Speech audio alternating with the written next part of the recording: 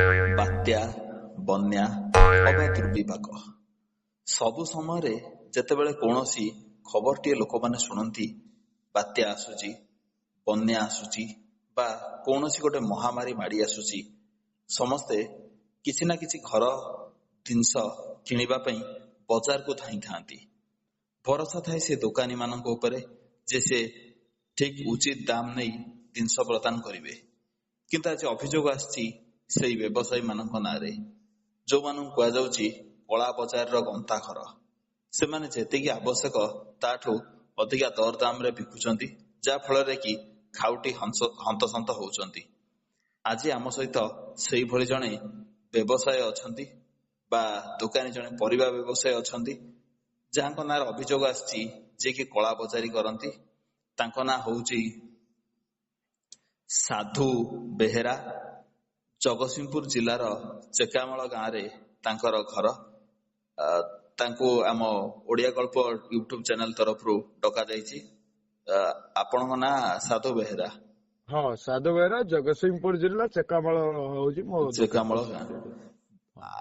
ପରିବା ଦୋକାନୀ ଭାବରେ ଆପଣଙ୍କର ନାଁ ଅଛି ସେ ଗାଁରେ ବେଶୀ? ହଁ, ମୁଁ ପରିବା ଦୋକାନୀ, ହୋଲସେଲିଂ ବି ଦିଏ, ଦୋକାନ ବି ଅଛି। ଆଚ୍ଛା ଆଚ୍ଛା, କେତେ ବର୍ଷ ହେଲାଣି ଆପଣ ଦୋକାନ କଲେଣି?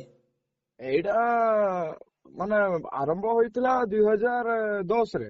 ହଁ, ଆଉ ସେଇଟା ଲାଗୁ ହେଲା, ତାପରେ ଧୀରେ ଧୀରେ ମାର୍କେଟିଂ ନେଇକି ତାପରେ ମୁଁ ସେଇଟା ବଡ କଲି। 14 ବର୍ଷ ହେଇଗଲାଣି ଆପଣଙ୍କର ଏଇ ଦୋକାନ କରିବା? 14 ବର୍ଷ। ହଁ, କିନ୍ତୁ ଆପଣ ଲୋକଙ୍କୁ ମାନେ ଜିନିଷ ଦବା ପରିବର୍ତ୍ତେ ତାଙ୍କ ତଣ୍ଟି କାହିଁ ଚିପୁଛନ୍ତି? ତଣ୍ଟି ଚିପିଲି? କଣ ତଣ୍ଟି ଚିପି? କଣ ମୋ ଦୋକାନକୁ ଯିଏ ଆସି ତଣ୍ଟି ପିଟୁଛି? ଗାଳ ଭଳିଆ କଥା କହୁଛ ତମେ। ନାଇଁ, ଆପଣ ଭାଷା ଠିକ କରିବେ ନା। ଆପଣ ଅଭଦ୍ର ଭଳି କଥାଟା କଣ କରୁଛନ୍ତି ଏଠି? ମୁଁ ତଣ୍ଟି କଣ ଚିପିଲି? ଆରେ ଭାଇ, ତମେ ମୋ ଦୋକାନକୁ ଆସିବ, ପଇସା ଦେଇକି କିଣିବ, ମୁଁ ତଣ୍ଟି ସେଠି କଣ ଚିପିଲି? କାହାକୁ ତଣ୍ଟି ଫଣ୍ଟି ମୁଁ ତ ଚିପିନି।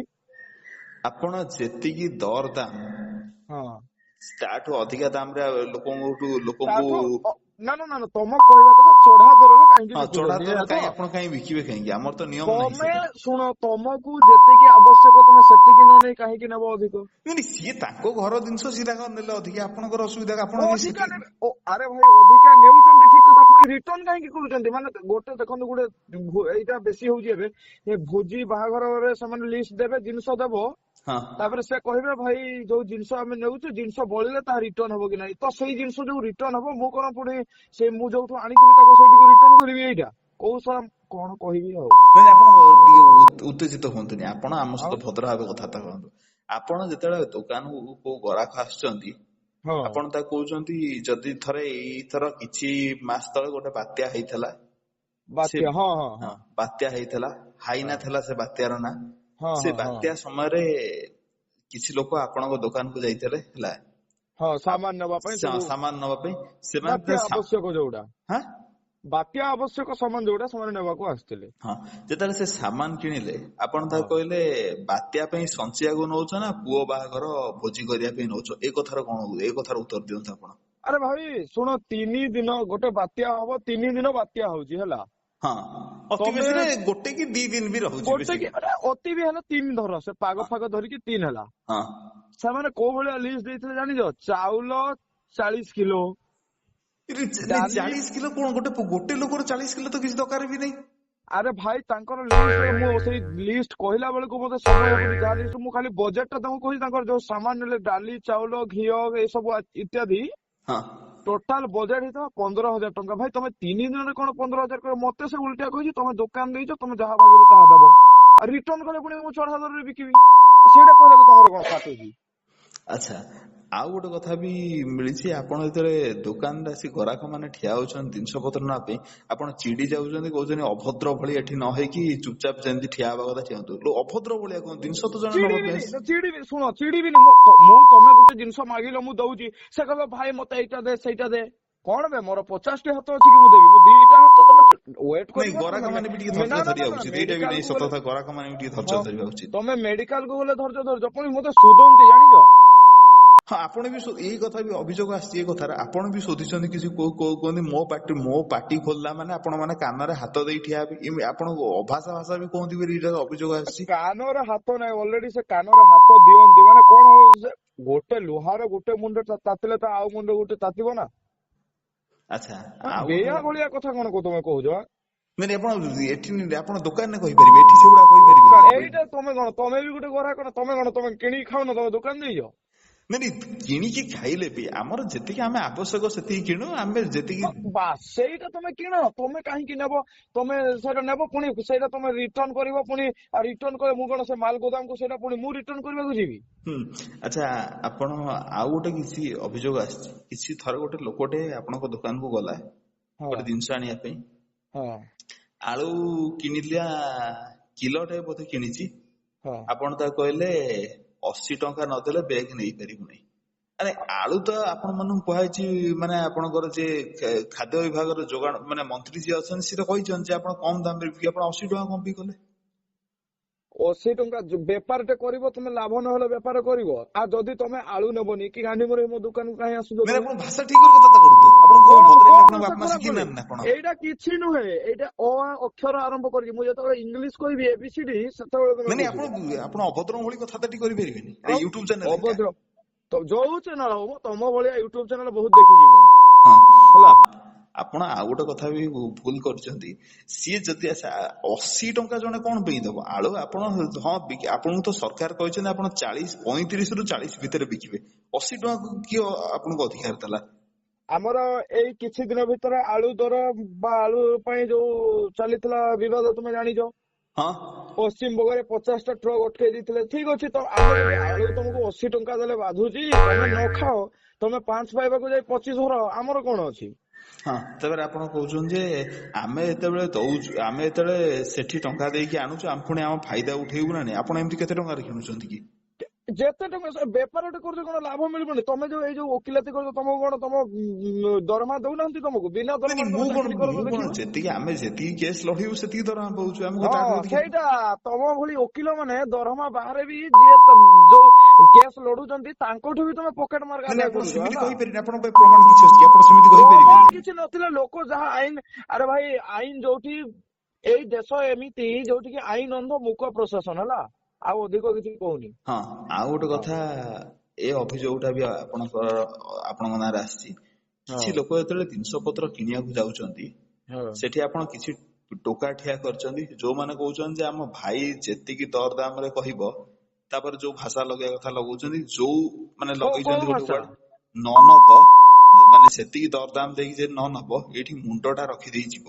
ନାଇଁ ଇଏ କାମ କୋଉ କିଏ? ସେ ଯୋଉ ନାଇଁ ଯୋଉ ଭାଷାଟା କହିଲ, ସେଟା କୋଉ ଭାଷା? ନାଇଁ ସେଇଟା କହିହବନି, ସେ ମାନେ ଅତି ଅଶାଳୀନ ଭାଷା ସେଇଟା ଗୋଟେ।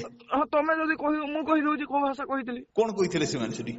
ସେଠି ସେତେବେଳେ ଯେମାନେ ମୁଁ ସେଇଠି ପିଲାମାନେ କଣ କି ଦେଖନ୍ତୁ, ଚା ପାନ ଦୋକାନରେ ଯେମିତି ପିଲା ଥାନ୍ତି ସାଙ୍ଗ ସଖା, ହଁ ସେଇଠି ବି ଯୋଉମାନେ ମୋ ଦୋକାନକୁ ଆସୁଛନ୍ତି, ଆମ ସାହି ଭାଇ ମାନେ ସେମାନେ ଆସିଥିଲେ ଦୋକାନକୁ, ହୁଁ ତ ସେମାନେ ସେଠି ଛିଡା ହେଇଥିଲେ। ଯେ ଗୋଟେ ଲୋକ ଆସିଲା, ସେ କଣ, ମୁଁ ଭିତରୁ ସାମାନ ଆଣୁଥିଲି, ମୁଁ ଶୁଣିନି, ସେ କହିଲେ କି ଭାଇ ଏତେ ଦର ଏତେ ରେଟ୍ ଅଛି, ଏଇଟା ନେବ। ସେ କହିଲା ତମେ କିଏ? ତମେ କିଏ ଯେତେବେଳେ କହିଲା, ସେତେ କହିଲା ତୁ ମା କହିଲା ସେଇଠି ଆଉ। ଆପଣ ତା ମା ଭଉଣୀ ନେଇକି ସୋଦାସୋଦି କରିବେ? ସେଇଟା କଣ, ସେଇଟା ଗୋଟେ କୁସଂସ୍କାର ନୁହଁ, ସେଇଟା ସୁସଂସ୍କାର, ସେଇଟା ସମସ୍ତେ କହୁଛନ୍ତି। ମାନେ ମା ଭଉଣୀ ଟା ଆପଣ ଏ କଥା କହୁଛନ୍ତି, ଯଦି ବିଧାନସଭାରେ ଆଉ ପାର୍ଲାମେଣ୍ଟରେ ମା ଭଉଣୀ ନେଇ ସୋଦାସୋଦି ଚଳୁଛି, ଏଠି କାହିଁ ଚଳିବନି? ଆପଣଙ୍କ ପାଇଁ ବାସ୍ ପ୍ରମାଣ ଅଛି? ବା ଏବେ ଗୋଟେ ଭଲ କଥା କହିଲ, ଏବେ ଗୋଟେ ଭଲ କଥା କହିଲ, ମତେ ଭଲ ଲାଗିଲା, ବହୁତ ବଢିଆ। କଣ ଭଲ ଲାଗିଲା? ହଁ ସେଇଟା, ଆରେ ଭାଇ ପାର୍ଲାମେଣ୍ଟରେ ଶୋଧୁଛନ୍ତି। ଆଚ୍ଛା ଶୁଣ, ଆମେ ତମକୁ ଶୋଧିଲୁ, ଆମେ କିଏ ସୋଦାସୋଦି କଲେ ତମକୁ ଖରାପ ଲାଗିଲା? ଯୋଉ ମନ୍ତ୍ରୀ ମାନେ ଭାଷଣ ଦଉଛନ୍ତି, ମେରା ଭାରତ ମହାନ, ନାରୀକୁ ସମ୍ମାନ ଦିଅ କହୁଛନ୍ତି, ସେମାନେ ପରବର୍ତ୍ତୀ ମୁହୂର୍ତ୍ତରେ କଣ କରୁଛନ୍ତି ଆପଣ ମାନେ ନ୍ୟୁଜ ଦେଖୁଥିବେ, ମୁଁ ଆଉ ଅଧିକ କହୁନି। ନାଇଁ ଆପଣ ମନ୍ତ୍ରୀ ଅଫିସର, ଆପଣ ସେମାନଙ୍କୁ କାହିଁ ଦୋଷ? ଆପଣ ନିଜେ ସଂଯତ ରହୁନାହାନ୍ତି? ନା ସଂଯତ, ସେମାନେ ସଂଯତ ହେଲେ ସିନା, ଗୋଟେ ଲୁହାର ଗୋଟେ ମୁଣ୍ଡ ନ ତାତିଲେ ଅନ୍ୟ ମୁଣ୍ଡ ଗୁଡାକ ତାତିବ କାହିଁକି? ହଁ ଆପଣ କହୁଛନ୍ତି ସରକାର ଆମ ଦୁଃଖ ଶୁଣୁନାହାନ୍ତି, ଆମେ ବାଧ୍ୟ ହେଇକି ଦରଦାମ ବଢେଇଛୁ। ବାଧ୍ୟ ବଢେଇବୁ, ପୁଣି ଟ୍ୟାକ୍ସ ମାଗୁଛନ୍ତି ଆମକୁ। ଆଉ ଗୋଟେ କଥା ତମେ ଜାଣିନ, ଏବେ ଟ୍ୟାକ୍ସ ଯୋଉ ମାଗୁଛନ୍ତି, ହୁଁ ମାନେ କାର୍ଯ୍ୟ ଅନୁସାରେ ଟ୍ୟାକ୍ସ ମାଗୁନାହାନ୍ତି, ତାଠୁ ଅଧିକ ଟ୍ୟାକ୍ସ ଯୋଉ ମାଗୁଛନ୍ତି, ଆମେ ସେ ପଇସା ଟା କୋଉଠୁ ଆଣିବୁ ଆଜ୍ଞା ଆପଣ କୁହନ୍ତୁ? ନାଇଁ ଏଇଟା ବି ଠିକ କଥା, ସରକାର ଏତେ ଟିକସ ନବା ଆଗରୁ ସେ ବି ଚିନ୍ତା ଆଉ କରିବା ଦରକାର, ବ୍ୟବସାୟ ମାନେ ରହିବେ। ଆପଣ ପୁଣି ଆଉ ଗୋଟେ ଅଭିଯୋଗ ଆଣିଛନ୍ତି, ଇଲେକ୍ସନରେ ଯଦି ନେତା ଜିତୁଛନ୍ତି ଆମ ଭଳି ବ୍ୟବସାୟ ମାନଙ୍କ ପାଇଁ ଆମେ ଟଙ୍କା ହଁ, ଦେଇଛୁ। ଆଉ ନେତା ମନ୍ତ୍ରୀ ସରକାର ଏସବୁ କାହା ପାଇଁ? ମାନେ ପବ୍ଲିକ ପାଇଁ ସରକାର। ନାଇଁ ଆପଣ କଣ ଇଲେକ୍ସନ ସମୟରେ ବି ଟଙ୍କା ଦିଅନ୍ତି ନା କଣ? ଆପଣ ଏଇ କଥା କଣ କାହିଁ କହିଲେ? କଣ ଆପଣ ଲୋକଙ୍କ ଆଗରେ, ଅଧିକାଂଶ ଲୋକଙ୍କ ଆଗରେ କହୁଛନ୍ତି ଆମେ ନିର୍ବାଚନ ସମୟରେ ବି ଆମେ ଟଙ୍କା ଖର୍ଚ୍ଚ କରୁଛୁ। ଆପଣ କୋଉଠି ଖର୍ଚ୍ଚ କରୁଛନ୍ତି? ଆମେ ଖର୍ଚ୍ଚ ନ କଲେ ଆମ ଦୋକାନରୁ ନେଇକି ତ ଖାଇଲେ ସେଇଟା ଆମେ ଖର୍ଚ୍ଚ କଲୁନି କି? ସେ ସେଥିପାଇଁ ପଇସା ଦେଇଥିବେ ଆପଣଙ୍କୁ।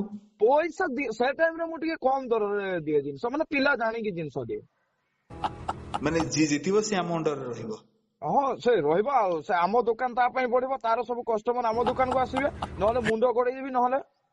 ହଁ ଆଉ ଗୋଟେ କଥା, ଆପଣ ସବୁବେଳେ ଯେତେବେଳେ ଦୋକାନ ଖୋଲିଥାନ୍ତି ଆପଣଙ୍କ ପାଖରେ ଗୋଟେ ଇଏ ପିଲା ବସେ 6 ଫୁଟ ହାଇଟ୍, ତା ନା ତା ଭଲ ଭାବେ ଲୋକ କହିନାହାନ୍ତି, ମୁଁ କହିପାରିବିନି। ସେ ସବୁବେଳେ ରିଭଲଭର ଟେ ପକେଟରେ ରଖିଥାଏ। ତମର କଣ ଗାଣ୍ଡି ଫାଟିଲା, ତମକୁ ଫୁଟେଇଲା ନାଇଁ ଆପଣ କିଛି? ଭାଷା ଠିକ କରୁନି। ଆପଣଙ୍କ ସତରେ ଆପଣ ଏଇ ଶିକ୍ଷା ପାଇଛନ୍ତି? ରିଭଲଭର, ଆରେ ଭାଇ ସେ ରିଭଲଭର ପକେଟରେ ରଖିଲେ କଣ ସେ ବେପାରୀକୁ କାହାକୁ ମାରୁଛି କି? ସେ ବସିକି ତାର ସେ ଧରିଛି। ଲୋକ ଡରୁଛନ୍ତି ନା। ଲୋକ ସେ ଦେଖଉଛି, ସେ ତମେ ଏବେ କହିଲ ପକେଟରେ ଧରିଛି, ସେ ପୁଣି ଲୋକ ଜାଣିକି ସେ ରିଭଲଭର ପକେଟରେ ଧରିଛି। ନାଇଁ ପକେଟରେ ଆପଣ ନା ନା ପକେଟ। ନା ନା ସେଇଟା କଥା ନୁହଁ। ସେଇ ଯୋଉ ରିଭଲଭରଟି ରଖିଛି ସେଇଟା ହଉଛି, ସେଇଥିରେ ସେ ଜନ୍ତୁ ଚଢେଇ ଫଡେଇ ଇତ୍ୟାଦି ମାରେ ହେଲା। ସେ ଯେତେବେଳେ ସାଡୁ ଯାଏ, ସେ ମୁଁ ଗୁଟକା ଫୁଟକା ବି ରଖେ ନା। ମାନେ ସେ ଆପଣ ମତେ ପରିବା ଦୋକାନରେ ଆପଣ ଅପକାର ଜିନିଷ କେମିତି ରଖୁଛନ୍ତି? ସରକାରଙ୍କ ଲାଇସେନ୍ସ ଆପଣ ଆଣୁଛନ୍ତି କି? କଣ ସରକାର ମଦକୁ ଲାଇସେନ୍ସ ଦଉଛି, ଗଞ୍ଜେଇକୁ କାହିଁକି ଲାଇସେନ୍ସ ଦଉନି ସରକାର? ନାଇଁ ଆମର ସବୁ ବହୁତ ନିୟମ ଅଛି ତ ନା ଆମର। ନିୟମ ନାହିଁ। ମଦ ଯଦି ନିଶା, ତମେ ସେ ନିଶାକୁ କାହିଁକି ଦଉଛ? ମୁଁ ଗୋଟେ କଥା କହିବି, ଯୋଉ ମଦ ଯୋଉ ଦୋକାନ ଖୋଲୁଛନ୍ତି ତାଙ୍କଠୁ ମୋଟା ଅଙ୍କରେ ଗଭର୍ଣ୍ଣମେଣ୍ଟ ଆଦାୟ କରୁଛି ଟ୍ୟାକ୍ସ, ଆଉ ସେଇ ଟ୍ୟାକ୍ସ ରେ ହିଁ ସବୁ ଜିନିଷ ଖର୍ଚ୍ଚ କରୁଛି। ଗଭର୍ଣ୍ଣମେଣ୍ଟ ତା ବାପ ଘରୁ ଦଉନି ହେଲା। ଏଥିରୁ ଗୋଟେ ଜିନିଷ ପ୍ରମାଣ ହେଲା, ଆଉ ଆପଣ ତମେ ଯଦି ଚୋର। ନା ନିଶା ତ ସବୁ ଜିନିଷ ନିଶା, ତମେ ମଦକୁ କାହିଁକି ଲାଇସେନ୍ସ ଦବ, ଆଉ ଗଞ୍ଜେଇ ଚାଲାଣ ବାଲାକୁ କାହିଁକି ତମେ ଜେଲରେ ପୁରେଇବ? ନାଇଁ ତା ଉତ୍ତର ଆପଣଙ୍କୁ ଦିଆଯାଇ ପାରିବନି, କିନ୍ତୁ ମୁଁ ଏଥିରୁ ଗୋଟେ ଜିନିଷ ପରିଷ୍କାର ହେଇଗଲି ଯେ ହଁ ଲୋକମାନେ ଯାହା କହୁଥିଲେ ସତ। ଆପଣ ଅତି ଅସଭ୍ୟଙ୍କ ଭଳି ବ୍ୟବହାର କରନ୍ତି। ଏବେ ହଁ ଟିକେ କଳା ଅସଭ୍ୟ ବଜାରୀ, ମୁଁ ମାନେ ବାତ୍ୟା ବନ୍ୟା ସମୟରେ ଆପଣ ଜିନିଷ ଲୁଚେଇ ଦେଇକି ଜୋର ଜବରଦସ୍ତ ଅତି ଚଢା ଦରରେ ବିକ୍ରି କରନ୍ତି। କିନ୍ତୁ ଲୋକମାନଙ୍କର ଏଇ ଭୁଲ, ଯେତିକି ଆବଶ୍ୟକ ତାଠୁ ଅଧିକା ନ ନବା ଉଚିତ। ମିଡିଆର କଥା ଶୁଣିକି ଏମିତି ପାଗଳଙ୍କ ଭଳି କାମ କରିବା ଅନୁଚିତ। ଲୋକମାନଙ୍କର ଭୁଲ। ଆଉ ସରକାରଙ୍କୁ ମଧ୍ୟ ଅନୁରୋଧ, ଏଭଳି ବ୍ୟବସାୟୀ ମାନଙ୍କଠୁ ଅତ୍ୟଧିକ ଟିକସ ନ ନିଅନ୍ତୁ, କାରଣ ସେମାନଙ୍କର ବି ପେଟ ପାଟଣା ବୋଲି କିଛି ଅଛି। ଆପଣ ଆଜି ଆସିଲେ, କିନ୍ତୁ ଆମର ଭରସା ଆପଣ ଆଗାମୀ ଦିନରେ ଟିକେ ଯୋଉ ଉତ୍ତପ୍ତ ହଉଛନ୍ତି ଟିକେ କଥାରେ ଟିକେ ସଂଯତ ରହିବେ। ଲୋକମାନଙ୍କୁ ବି ଅନୁରୋଧ କରାଯାଉଛି, ଜଣେ ବ୍ୟବସାୟୀ ଯେତେବେଳେ ତାଙ୍କ କାମ କରୁଛନ୍ତି ତାଙ୍କୁ ବି ତାଙ୍କ କାମରେ ସହଯୋଗ କରନ୍ତୁ। ଆମ ଚ୍ୟାନେଲ ବାବଦରେ କଣ କହିବେ? ଚ୍ୟାନେଲ ବାବଦରେ ଆଉ କଣ କହିବି, ଯୋଉ ଆପଣ ଡାକିଲେ, ବହୁତ ଦିନରୁ ଡାକୁଥିଲେ, ମୁଁ ବେପାର ପାଇଁ ଆସି ପାରୁନଥିଲି, ଆସିଲି। ଆଉ ଆପଣଙ୍କ ଚ୍ୟାନେଲରେ କଥାବାର୍ତ୍ତା ହେଲି, ସେଇଟା ଲୋକ କହିବେ ମୁଁ କଣ କହିଲି କଣ ନାହିଁ, ସେଇଟା ଚ୍ୟାନେଲରେ ମତେ ବି ଭଲ ଲାଗିଲା, ଆପଣ ଭଲ ଓକିଲାତି କଲେ। କିନ୍ତୁ ଲୋକଙ୍କୁ ଏଇ ଗୋଟେ କଥା କହିଦିଅନ୍ତୁ ଯେ, ସେ ମେଡିକାଲ ଗଲେ ଯେମିତି ଧୈର୍ଯ୍ୟ ଧରୁଛନ୍ତି, ସେମିତି ବଡ ବଡ ଦୋକାନକୁ ନାଇଁ ହଁ ଆସିଲେ ସେଟା ବି ଠିକ ସେମିତି କଥା, ଧୈର୍ଯ୍ୟ ଲାଇନରେ ଧରନ୍ତୁ। ରହିକି ଜିନିଷ ନବା କଥା। ବାସ୍ ହଉ, ବାସ୍। ଆପଣଙ୍କୁ ଧନ୍ୟବାଦ। ଜୟ ଜଗନ୍ନାଥ। ଜୟ ଜଗନ୍ନାଥ।